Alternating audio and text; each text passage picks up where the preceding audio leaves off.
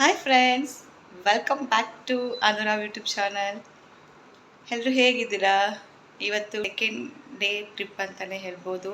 So ನಾವು checkout ಆಗ್ತಾ ಇದ್ದೀವಿ ಮಡಿಕೇರಿ ರೂಮಿಂದ. ನೆಕ್ಸ್ಟು ಉಡುಪಿಗೆ ಹೋಗಬೇಕು. ನಾನು ಅಲ್ಲಿಂದನೇ ನನ್ನ ವ್ಲಾಗ್ಸ್ನ ಕಂಟಿನ್ಯೂ ಮಾಡ್ತೀನಿ. ಅದಕ್ಕಿಂತ ಮುಂಚೆ ಯಾರೆಲ್ಲ ನನ್ನ ವಿಡಿಯೋ ನೋಡ್ತಿದ್ದೀರಾ, ಪ್ಲೀಸ್ ನನ್ನ ವಿಡಿಯೋ ಇಷ್ಟ ಆದರೆ ಲೈಕ್ ಮಾಡಿ, ಶೇರ್ ಮಾಡಿ, ಕಮೆಂಟ್ ಮಾಡಿ. ಹಾಗೆ ಹೆಣ್ವರೆಗೂ ವಿಡಿಯೋ ನೋಡಿ. ಪೂರ್ತಿ ವ್ಲಾಗ್ ಏನಿರುತ್ತೆ ಅಂತ ಈ ವಿಡಿಯೋದಲ್ಲಿ ಅಪ್ಲೋಡ್ ಮಾಡ್ತೀನಿ, ಮಿಸ್ ಮಾಡದೆ ನೋಡಿ. ಹಾಗೆ ಯಾರೆಲ್ಲ ನನ್ನ ಚಾನಲ್ನ ಸಬ್ಸ್ಕ್ರೈಬ್ ಮಾಡದೆ ನೋಡ್ತಿದ್ದೀರಾ, ಪ್ಲೀಸ್ ಸಬ್ಸ್ಕ್ರೈಬ್ ಮಾಡ್ಕೊಂಡು ನೋಡಿ. ಸಬ್ಸ್ಕ್ರೈಬ್ ಮಾಡಿರೋರಿಗೆ ಥ್ಯಾಂಕ್ ಯು ಸೋ ಮಚ್ ಅಂತ ಹೇಳ್ತಾ ನೋಡೋಣ.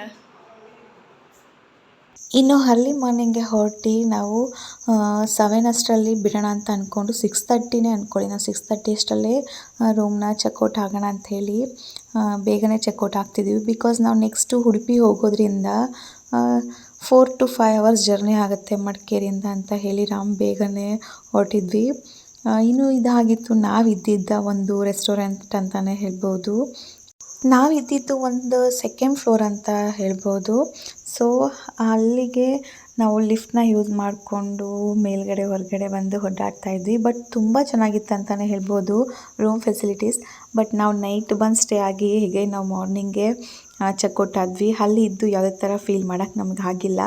ಸೊ ನಾವಿನ್ನು ಹೊರಡೋಷ್ಟರಲ್ಲಿ ಒಂದು 7 ಆಗಿತ್ತು ಅನಿಸುತ್ತೆ. ಬೆಳಕೆಲ್ಲ ಆಗಿತ್ತು.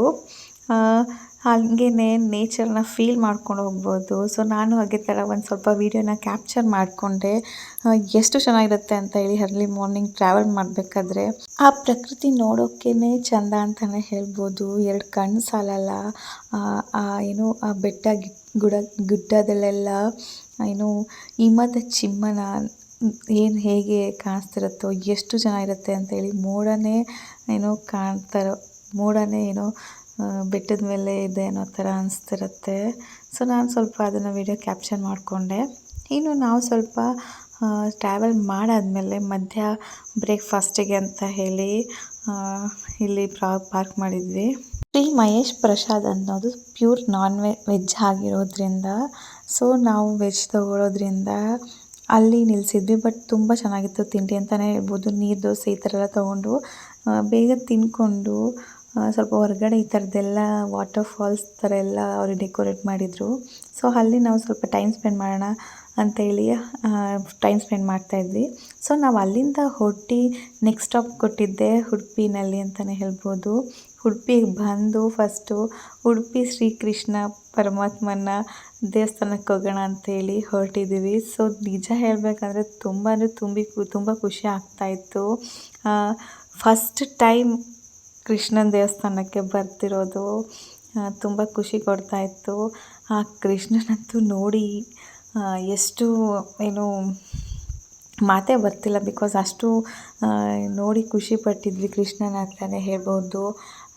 ನೆಕ್ಸ್ಟು ಒಳಗಡೆ ನಾನು ತೋರಿಸ್ತಿದ್ದೀನಲ್ಲ ಇದು ಸ್ಟಾರ್ಟಿಂಗ್ ಆರ್ಚ್ ಅದು. ಸೊ ಅಲ್ಲಿಂದ ನೆಕ್ಸ್ಟ್ ಡಿರೆಕ್ಷನ್ಸ್ ತೊಗೊಂಡ್ರೆ ಒಳಗಡೆ ದೇವಸ್ಥಾನಕ್ಕೆ ಎಂಟರ್ ಆಗುತ್ತೆ. ನಾನು ಈಗ ತೋರಿಸ್ತಿದ್ದೀನಲ್ವ, ಸೊ ಈ ಪ್ಲೇಸ್ ಬಂದು ಡೈರೆಕ್ಟ್ ಟೆಂಪಲ್ಲಿಗೆ ಹೋಗುವಂಥ ಆರ್ಚ್ ಅಂತಲೇ ಹೇಳ್ಬೋದು. ಸೊ ನಾವು ಇಲ್ಲಿಂದ ಟೆಂಪಲ್ಲಿಗೆ ಎಂಟ್ರಿ ತೊಗೊತಾ ಇರೋದು. ನೆಕ್ಸ್ಟು ಒಳಗಡೆ ಸ್ವಲ್ಪ ಒಂದು 200 ಮೀಟರ್ಸ್ ಹೋದರೆ ಇದೊಂದು ಗುಡಿ ಸಿಗುತ್ತೆ. ನಾವು ಇಲ್ಲಿ ನೆಕ್ಸ್ಟು ಒಳಗಡೆ ಎಂಟರ್ ಆದರೆ ಅಲ್ಲೂ ಕೂಡ ಕೆಲವೊಂದು ಕ್ಯೂ ಸಿಸ್ಟಮ್ ಇದೆ ದೇವರನ್ನ ದರ್ಶನ ಮಾಡೋಕ್ಕೆ ಅಂತ ಹೇಳಿ. ಸೊ ತುಂಬ ರಶ್ ಇತ್ತು ಧರ್ಮ ದರ್ಶನ ಅಂತೂ. ಸೊ ನಾವು ಅದಕ್ಕೆ ಅಂತ ಹೇಳಿ ಸ್ಪೆಷಲ್ ಟಿಕೆಟ್ ತೊಗೊಂಡ್ವಿ. ಪರ್ ಹೆಡ್ 200 ಬೇಗ ದರ್ಶನ ಮಾಡ್ಕೊಳ್ಳೋಣ ಅಂತ ಹೇಳಿ. ಇನ್ನು ಒಳಗಡೆ ಎಂಟರ್ ಆಗಬೇಕಾದ್ರಂತೂ ಶ್ರೀಕೃಷ್ಣ ಪರಮಾತ್ಮಂದು ಎಷ್ಟೊಂದು ವಿಗ್ರಹಗಳನ್ನ ಅಲ್ಲಿ ಸೇಲಿಗಿಟ್ಟಿದ್ರು, ಪ್ರದರ್ಶನಕ್ಕಿಟ್ಟಿದ್ರು ಅಂತಲೇ ಹೇಳ್ಬೋದು. ಎಷ್ಟು ಚೆನ್ನಾಗಿತ್ತು ಅಂತ ಹೇಳಿ ನಾನು ಸ್ವಲ್ಪ ವೀಡಿಯೋ ಕ್ಯಾಪ್ಚರ್ ಮಾಡಿಕೊಂಡೆ. ಇನ್ನು ಇದೆಲ್ಲ ತೋರಿಸಿದ್ನಲ್ಲ ಎಲ್ಲ ಶ್ರೀಕೃಷ್ಣ ಪರಮಾತ್ಮಂದು ಏನು ವಿಗ್ರಹಗಳು. ಸೊ ಇಲ್ಲಿ ನೋಡಿಕೊಂಡು ನಾವು ಒಳಗಡೆ ದೇವಸ್ಥಾನದ ಒಳಗಡೆ ಎಂಟರ್ ಆಗೋದು ಅಂತಲೇ ಹೇಳ್ಬೋದು. ಇದೆಲ್ಲ ಡೋರ್ ಸೈಡ ನಮಗೆ ಸಿಗುತ್ತೆ. ಇನ್ನು ನಾವಿಲ್ಲಿ ಎಂಟರ್ ಆಗ್ತಿದ್ದೀವಲ್ಲ ಈ ಕ್ಯೂನಲ್ಲಿ ನಾವು ದರ್ಶನಕ್ಕೆ ಹೋಗಬೇಕು.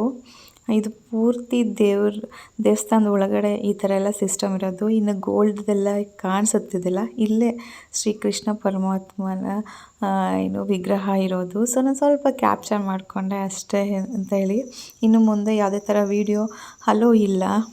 ಸೊ ನಾವು ದರ್ಶನ ಮುಗಿಸ್ಕೊಳ್ಳೋಕ್ಕೆ ಟಿಕೆಟ್ ತೊಗೊಂಡು ಸ್ವಲ್ಪ ಕ್ಯೂವಿಂದ ಹೋಗಬೇಕು. ಅಲ್ಲಿ ಟಿಕೆಟ್ ತೊಗೊಂಡು ದರ್ಶನ ಮುಗಿಸ್ಕೊಂಡು ಪ್ರಸಾದ ಕೊಟ್ಟರು ತೊಗೊಂಡು. ಇನ್ನು ನಮಗೆ ಮಧ್ಯಾಹ್ನ 1ಗೆ ನಾವು ರೀಚ್ ಆಗಿರೋದ್ರಿಂದ ದೇವಸ್ಥಾನದಲ್ಲಿ ಪ್ರಸಾದ ಕೂಡ ಸಿಕ್ತಂತಲೇ ಹೇಳ್ಬೋದು. ಸೊ ಎಲ್ಲ ಟೈಮು ಸಿಗೋಲ್ಲ, ನಮಗೆ ಪುಣ್ಯ ಮಾಡಿದ್ವಿ ಅಂತಲೇ ಹೇಳ್ಬೋದು ದೇವ್ರದ್ದು ಪ್ರಸಾದ ಸಿಗೋದಕ್ಕೆ. ಇನ್ನು ನೆಕ್ಸ್ಟು ಕೃಷ್ಣನ ಗೋಶಾಲೆ ಇತ್ತು. ಸೊ ಅಲ್ಲಿಗೂ ಕೂಡ ವಿಸಿಟ್ ಮಾಡಿದ್ವಿ. ಎಷ್ಟೊಂದೆಲ್ಲ ಹಸುಗಳಿದೆ ಅಂತ ನೀವೇ ನೋಡ್ತಿರ್ಬೋದು.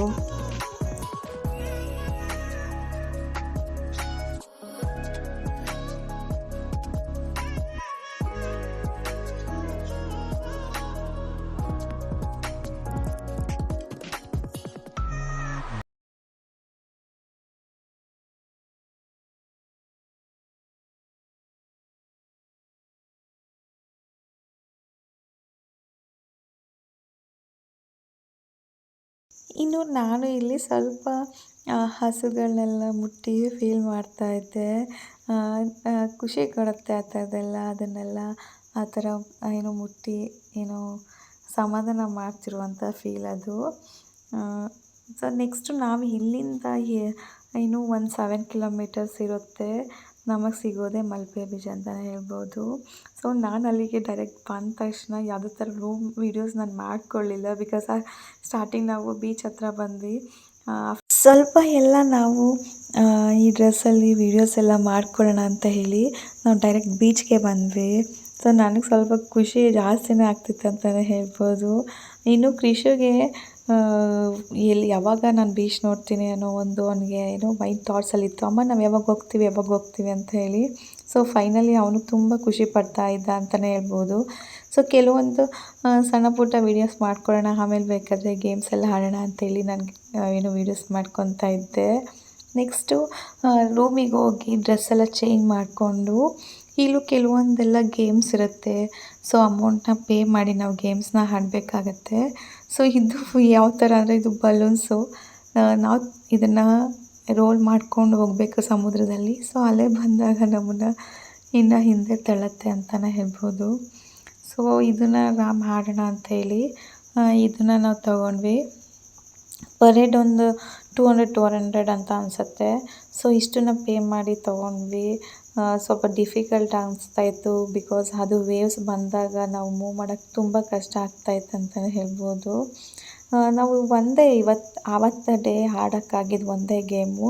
ಸೊ ಕತ್ಲೆ ಆಗ್ತಾ ಬರ್ತಿತ್ತಲ್ವ, ಸೊ ಹಾಗಾಗಿ ಕೃಷಿದು ಏನಂತ ಹೇಳಿದ್ರೆ ಆಟ ಎಲ್ಲ ಆಡಾದ್ಮೇಲೆ ನಾನು ಗಾಳಿಪಟ ಬಿಡಬೇಕಂತ ಹೇಳಿ.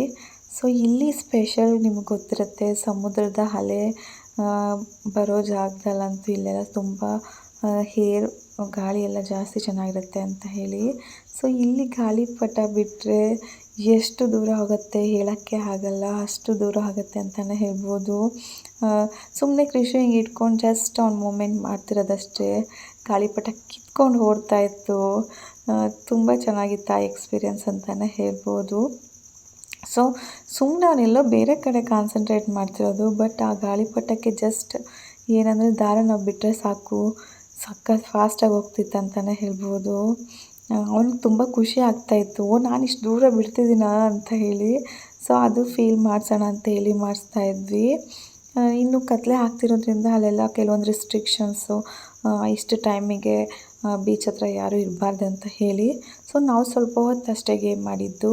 ಆಫ್ಟರ್ ದಟ್ ಈ ಥರದ್ದೆಲ್ಲ ಗೇಮ್ಸ್ ಆಡೋಣ ಅಂತೇಳಿ ನಾವು ಹೊರಗಡೆ ಬಂದು ಈ ಥರದ್ದೆಲ್ಲ ಆಡ್ತಾಯಿದ್ವಿ. ಕೆಲವರೆಲ್ಲ ಕ್ಯಾಮಲ್ ವಾಕ್ ಹೋಗ್ತಿದ್ರು ಒಂಟೆ ಜೊತೆ.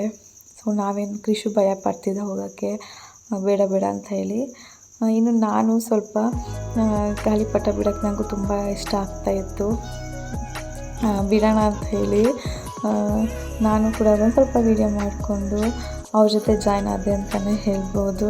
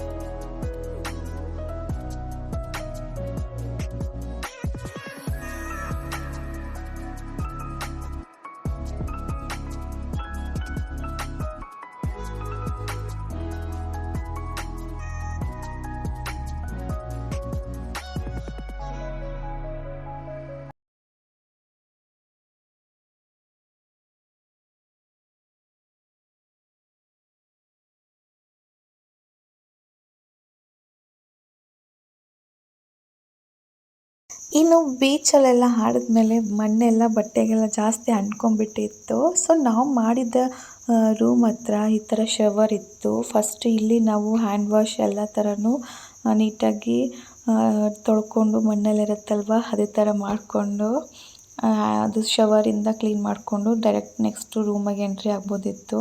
ಸೊ ನಾನು ಇದನ್ನು ಸ್ವಲ್ಪ ಕ್ಯಾಪ್ಚರ್ ಮಾಡಿಕೊಂಡೆ ಅಂತಲೇ ಹೇಳ್ಬೋದು. ಕೆಲವೊಮ್ಮೆ ಸಾಂಗ್ಸ್ ಎಲ್ಲ ಹಾಕಿ ಇಲ್ಲೆಲ್ಲ ಏನೋ ಡ್ಯಾನ್ಸ್ ಎಲ್ಲ ಮಾಡ್ತಾರಂತೆ. ಸೊ ನಾವು ಟೈಮ್ ಆಗಿರೋದ್ರಿಂದ ಫಸ್ಟು ಎಲ್ಲ ಫ್ರೆಶ್ ಅಪ್ ಮಾಡಿಕೊಂಡು ಬೇಗ ನೈಟ್ ಊಟಕ್ಕೆ ಹೋಗ್ಬೇಕಿತ್ತಂತ ಹೇಳಿ ಹೋಗಕ್ಕೆ ರೆಡಿ ಆಗ್ತಾಯಿದ್ವಿ. ಸೊ ಕೃಷುನು ಮತ್ತು ರಾಮ್ ಇದನ್ನೆಲ್ಲ ಫ್ರೆಶ್ ಅಪ್ ಮಾಡೋಕ್ಕೆ ಯೂಸ್ ಮಾಡ್ಕೊತಾಯಿದ್ರು. ಬಟ್ ನನಗಿಷ್ಟ ಆಗಿಲ್ಲ. ನಾನು ನೆಕ್ಸ್ಟ್ ಈ ವಿಡಿಯೋ ಬಂದು ನೆಕ್ಸ್ಟ್ ಡೇ ಮಾರ್ನಿಂಗ್ದು. ನಾನು ನೈಟ್ ಅಲ್ಲಿಗೆ ಏನು ಮಾಡಿದೆ ವೀಡಿಯೋನ. ಸೊ ಇಲ್ಲಿ ಕಂಟಿನ್ಯೂಟಿ ಮಾಡ್ಕೊಳ್ಳೋಣ ಅಂತೇಳಿ ಇನ್ನು ಯಾರೂ ಇದ್ದಿರಲಿಲ್ಲ. ನಾವು ಅಷ್ಟೊಂದು ಬೇಗ ಎದ್ದು ಬೀಚ್ ಹತ್ರ ವೀಡಿಯೋ ಮಾಡ್ಕೊಳ್ಳೋಕ್ಕೆ ಫೋಟೋಶೂಟ್ ಮಾಡ್ಕೊಳ್ಳೋಕ್ಕೆ ಅಂತ ಹೇಳಿ ಬಂದ್ವಿ. ಎಷ್ಟು ಚೆನ್ನಾಗಿತ್ತು ಗೊತ್ತಾ. ಆ ಅಲೆಗಳ ಸೌಂಡ್ ಕೇಳೋಕ್ಕಂತೂ ಒಂದು ಕಡೆ ಭಯ ಆಗುತ್ತೆ, ಒಂದು ಕಡೆ ಖುಷಿ ಆಗುತ್ತೆ. ಹೇಳೋಕ್ಕೆ ಆಗಲ್ಲ, ಅಷ್ಟ ಫೀಲಿಂಗ್ಸ್ ಅಂತಲೇ ಹೇಳ್ಬೋದು.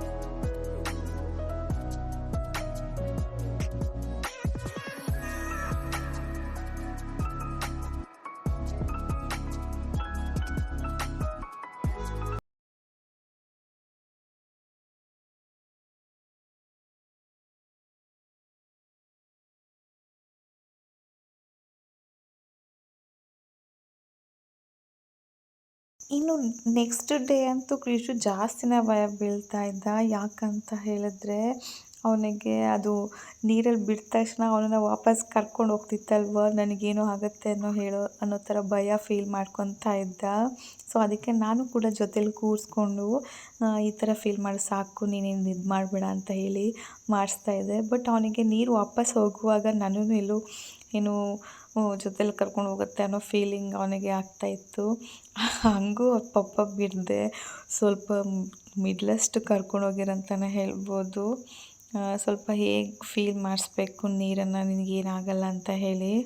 ಅವನಿಗೆ ಸಮುದ್ರ ನೋಡಿ ಅಷ್ಟು ಜಾಸ್ತಿ ನೀರಿದೆ ಅಂತೇಳಿ ನೋಡ್ತಾ ಅವನಿಗೆ ಭಯನೇ ಸ್ಟಾರ್ಟ್ ಆಯ್ತು ಅಂತಲೇ ಹೇಳ್ಬೋದು. ಎಲ್ಲ ಕಡೆ ನೀರು ಅಂತ ಹೇಳಿ ಇದು ಮಾಡ್ತಾಯಿದ್ದ. ಇನ್ನು ಈ ಥರ ಎಲ್ಲ ಆಟ ಆಡಿದ್ಮೇಲೆ ಕೆಲವೊಂದು ವಾಟರ್ ಗೇಮ್ಸ್ ಅವರು ಒಂದು 8:30 ಅಷ್ಟಿಗೆ ಅವರು ಕೂಡ ಎಂಟರ್ ಆಗ್ತಾಯಿದ್ರು. ಸೊ ನಾವು ಕೂಡ ಕೆಲವೊಂದಷ್ಟು ಈ ರಿಮೈನಿಂಗ್ ಉಳಿಸಿರೋ ಗೇಮ್ನೆಲ್ಲ ಆಡೋಣ ಅಂತ ಹೇಳಿ ಗೇಮ್ಸಿಗೆ ಪ್ರಿಪೇರ್ ಆಗ್ತಿದ್ವಿ ಅಂತಲೇ ಹೇಳ್ಬೋದು.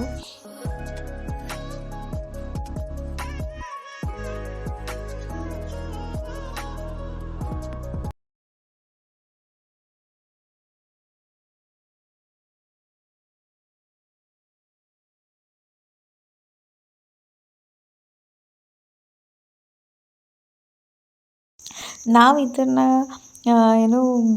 ರೈಡ್ ತೊಗೊಂಡ್ವಿ ಅಂತಲೇ ಹೇಳ್ಬೋದು. 3 ಮೆಂಬರ್ಸ್ ಹೋಗುವಂಥದ್ದು. ಸೊ ಇನ್ನೂ ತುಂಬ ಗೇಮ್ಸ್ ಎಲ್ಲ ಇದೆ. ಬಟ್ ನಾವು ಇದನ್ನು ತೊಗೊಂಡ್ವಿ. ಇದರ ನೇಮ್ ಏನಂತ ಗೊತ್ತಿಲ್ಲ, ನನಗೆ ಮರ್ತೋಗ್ಬಿಟ್ಟಿದ್ದೆ. ಚೆನ್ನಾಗಿತ್ತು. ಅವ್ರು ಹೋಗುವಂಥ ಒಂದು ಇದರಲ್ಲಿ ಕರ್ಕೊಂಡು ಹೋಗಿ ನಮ್ಮ ಮಧ್ಯೆ ಎಲ್ಲ ಸಮುದ್ರದ ಮಧ್ಯೆ ಎಲ್ಲ ಆಡ್ಸ್ಕೊಂಡು ಬರ್ತಾರೆ. 1 ಕಿಲೋಮೀಟರ್ ಡಿಸ್ಟೆನ್ಸ್ ಅಂತ ಹೇಳ್ತಾಯಿದ್ರು. ಇಲ್ಲಿಂದ 1 ಕಿಲೋಮೀಟರ್ ದೂರಕ್ಕೆ ನಿಮ್ಮನ್ನ ಕರ್ಕೊಂಡು ಹೋಗ್ತೀವಿ ಅಂತ ಹೇಳಿ. ತುಂಬ ಚೆನ್ನಾಗಿತ್ತು. ಭಯನೂ ಕೂಡ ಆಗ್ತಾಯಿತ್ತು. ಏನಪ್ಪ ಇಷ್ಟು ದೂರ ಕರ್ಕೊಂಬಂದಿದ್ದಾರೆ, ನಾವೆಲ್ಲಿ ಬಿದ್ದೋಗ್ಬಿಡ್ತೀವ ಏನಂತ ಹೇಳಿ. ತುಂಬ ಚೆನ್ನಾಗಿತ್ತು ಅಂತಲೇ ಹೇಳ್ಬೋದು. ಇದಲ್ಲದೆ ತುಂಬ ಗೇಮ್ಸ್ ಇದೆ. ಬನಾನಾ ರೇಸ್ ಅಂತೆ, ಮತ್ತು ಪ್ಯಾರಾಚೂಟಲ್ಲೆಲ್ಲ ಕರ್ಕೊಂಡು ಹೋಗೋದಂತೆ, ಎಷ್ಟೊಂದು ಥರ ಗೇಮ್ಸ್ ಇದೆ. ಬಟ್ ತುಂಬಾ ಕಾಸ್ಟ್ಲಿ ಕೂಡ ಅಮೌಂಟ್ ಪೇ ಮಾಡೋಕ್ಕೆ. ಪರ್ ಹೆಡ್ 600, 800 ಮತ್ತು ಪ್ಯಾರಾಚೂಟೆಲ್ಲ 1000 ಸಮಥಿಂಗ್ ಅಂತ ಹೇಳ್ತಾರೆ. ಬಟ್ ನಾವು ಕೆಲವೊಂದಷ್ಟೇ ಗೇಮ್ ಆಡಿದ್ದಷ್ಟೇ. ಸೊ ನೆಕ್ಸ್ಟು ನಾವು ವಾಟರ್ ಗೇಮ್ಸ್ನೇ ಆಡೋಣ ಅಂತೇಳಿ ವಾಟರಲ್ಲೇ ಇದು ಮಾಡ್ಕೊಂಡು ಆಡ್ತಾಯಿದ್ವಿ. ಇನ್ನು ಕೃಷಿಗೊಂದಷ್ಟು ಆಸೆ ಇತ್ತು, ಮೋತು ಬದಲೆಲ್ಲ ನೋಡ್ತಿದ್ನಲ್ಲ. ಸೊ ಸೊ ಅಲ್ಲಿ ಬೀಚ್ ಹತ್ರ ಚೇರ್ ಹಾಕ್ಕೊಂಡು ಅಂಬ್ರೆಲಾ ಕೆಳಗಡೆ ಕೂತ್ಕೊಂಡು ಎಳ್ನೀರು ಕುಡಿತಾರೆ ಅದನ್ನ ಅವನು ನೋಡಿದ್ದ. ಸೊ ನಾನು ಅದೇ ಥರ ನಾನು ಒಂದು ಸ್ವಲ್ಪ ಫೀಲ್ ಮಾಡಬೇಕಂತ ಹೇಳಿ ಮಾಡಿಸ್ಕೊತಾ ಇದ್ದ. ಬಿಕಾಸ್ ನೆಲ ಮಕ್ಕಳು ನೋಡೋದ್ರಿಂದ ಎಲ್ಲಿ ಆ ಪ್ಲೇಸ್ಗೆ ಹೋಗ್ತೀವಿ ಕೆಲವೊಂದಷ್ಟು ಮಾಡಬೇಕು ಎಕ್ಸ್ಪೆರಿಮೆಂಟಲ್ ಅಂತ ಹೇಳಿ ಮಕ್ಕಳು ಇಷ್ಟಪಡ್ತಾರೆ. ಸೊ ನಾವು ಕೂಡ ಅವನು ಇಷ್ಟಪಟ್ಟಿದ್ದ ಎಂತಕ್ಕೆ ಬೇಡ ಅಂತೇಳಿ ಮಾಡಿಸಿದ್ವಿ. ನೀನು ನೆಕ್ಸ್ಟು ಮರಳಲ್ಲಿ ಸ್ವಲ್ಪ ಆಡೋಣ ಏನಾದರೂ ಮಾಡೋಣ ಅಂತೇಳಿ ಕೃಷಿನ ಕೂರಿಸ್ಕೊಂಡು ಸ್ವಲ್ಪ ಟೈಮ್ ಸ್ಪೆಂಡ್ ಮಾಡ್ತಾಯಿದ್ವಿ. ಬಿಕಾಸ್ ಅವ್ನು ನೀರಲ್ಲಿ ಆಟ ಆಡಿ ಸಾಕಂತ ಹೇಳಿ ಇದು ಮಾಡ್ತಾಯಿದ್ದ. ಸೊ ನಾವು ಅದಕ್ಕೆ ಸಾಕಂತ ಹೇಳಿ ಸ್ವಲ್ಪ ಏನಾದರೂ ಮಾಡೋಣ ಇಲ್ಲಿ ಗೇಮ್ ಥರ ಆಡೋಣ ಅಂಥೇಳಿ ಇನ್ವಾಲ್ವ್ಮೆಂಟ್ ಮಾಡ್ಕೊತಾ ಇದ್ವಿ. ಅವ ನನಗೆ ಕೇಕ್ ಮಾಡಿಕೊಡಿ, ನಾನು ಕೇಕ್ ಮಾಡ್ತೀನಿ ಅಂತ ಹೇಳ್ತಾ ಇದ್ದ. ಸೊ ನಾನು ಹೆಂಗಾಗುತ್ತೋ ಅಷ್ಟು ಟ್ರೈ ಮಾಡಿ ಕೇಕ್ನ ಮಾಡೋಕ್ಕೆ ಪ್ರಯತ್ನ ಪಡ್ತಾಯಿದ್ದೆ. ಸೊ ಅವನು ಕೂಡ ಯಾವುದೋ ನಾನು ಹೇಗೆ ಮಾಡ್ತಿದ್ದೆ ಅದೇ ಥರ ಅವನು ಕೂಡ ಟ್ರೈ ಮಾಡೋಕ್ಕೆ ಪ್ರಯತ್ನ ಪಡ್ತಿದ್ದ. ಸೊ ಕಂಪ್ಲೀಟ್ ಈ ಒಂದು ಟ್ರಿಪ್ನ ತುಂಬ ಎಂಜಾಯ್ ಮಾಡಿದ್ವಿ ಅಂತಲೇ ಹೇಳ್ಬೋದು. ನಾನಂತಲ್ಲ, ಕೃಷ್ಣ ಕೂಡ ತುಂಬ ಎಂಜಾಯ್ ಮಾಡ್ದ. ಕೆಲವೊಂದು ನಾವು ಈ ಥರ ಬೀಚ್ ಹೋಗ್ತೀವಿ ಅಂತ ಹೇಳಿದಾಗ ಈ ಥರ ಮೋತು ಪತ್ಲು ಈ ಥರದ್ದೆಲ್ಲ ಅವ್ನು ಮುಂಚೆ ಟಿ ವಿಲಿ ನೋಡ್ತಿದ್ದ ಅಲ್ವಾ. ಸೊ ಅದನ್ನೆಲ್ಲ ನೋಡಿ ಅವನು ಹಿಂಗೆ ಇರುತ್ತೆ ಅಂತೇಳಿ ಅವನೊಂದು ಅಸಂಪ್ಷನ್ಸಲ್ಲಿ ಇಟ್ಕೊಂಡಿದ್ದ. ಸೊ ಆ ಒಂದು ಆಸೆನ ಕಂಪ್ಲೀಟ್ ಮಾಡಿದ್ವಿ ಅಂತ ಖುಷಿ ಆಗ್ತಿದೆ. Second day, third day complete video ಇದಾಗಿತ್ತು ಅಂತ ಹೇಳೋಕ್ಕೆ ಇಷ್ಟಪಡ್ತೀನಿ. ನಾವಂತೂ ಈ ಟ್ರಿಪ್ನ ತುಂಬ ಎಂಜಾಯ್ ಮಾಡಿದ್ವಿ. ನಮ್ಮ ವಿಡಿಯೋ ನೀವು ನೋಡಿ ತುಂಬ ಖುಷಿ ಪಡ್ತೀರಾ ಅಂತ ಭಾವಿಸ್ತೀನಿ. ಇನ್ನು ನೀವೇ ನೋಡ್ತಿರ್ಬೋದು, ಇದೊಂದು ಬ್ಯೂಟಿಫುಲ್ ಕ್ಯಾಪ್ಚರಿಂಗ್ ಅಂತಲೇ ಹೇಳ್ಬೋದು. ಸನ್ಸೆಟ್. ಸೊ ನಾನು ಸಮುದ್ರದ ದಡೆಯಲ್ಲಿ ಕೂತ್ಕೊಂಡು ಸೂರ್ಯ ಮುಳುಗೋದನ್ನು ನೋಡಿ ತುಂಬ ಖುಷಿ ಪಡ್ತೆ ಅಂತಲೇ ಹೇಳ್ಬೋದು. ಒಂದು ವಂಡರ್ಫುಲ್ ಮೂಮೆಂಟ್, ಮೆಮೊರೀಸ್ ಅಂತ ನಾನು ಹೇಳೋಕ್ಕೆ ಇಷ್ಟಪಡ್ತೀನಿ. ಐ ಹೋಪ್ ಇದಾಗಿತ್ತು ನನ್ನ ಈ ಕಂಪ್ಲೀಟ್ ವ್ಲಾಗ್. ನೀವು ಇಷ್ಟಪಡ್ತೀರಾ ಅಂತ ಭಾವಿಸ್ತಾ, ಇಷ್ಟ ಆಗಿದ್ದರೆ ಲೈಕ್ ಮಾಡಿ, ಶೇರ್ ಮಾಡಿ, ಕಮೆಂಟ್ ಮಾಡಿ. ಹಾಗೆ ಇನ್ನೂ ಯಾರೆಲ್ಲ ನನ್ನ ಚಾನಲ್ನ ಸಬ್ಸ್ಕ್ರೈಬ್ ಮಾಡಿ ನೋಡ್ತಿದ್ದೆ, ಪ್ಲೀಸ್ ನನ್ನ ಚಾನಲ್ನ ಸಬ್ಸ್ಕ್ರೈಬ್ ಮಾಡ್ಕೊಂಡು ನೋಡಿ. ಸಬ್ಸ್ಕ್ರೈಬ್ ಮಾಡಿರೋರಿಗೆ ಥ್ಯಾಂಕ್ ಯು ಸೋ ಮಚ್ ಅಂತ ಹೇಳ್ತಾ ನನ್ನ ವಿಡಿಯೋ ಇಲ್ಲಿಗೆ ಏನು ಮಾಡ್ತಾಯಿದ್ದೀನಿ. ಬಾಯ್. ನೆಕ್ಸ್ಟ್ ವಿಡಿಯೋದಲ್ಲಿ ಸಿಗೋಣ.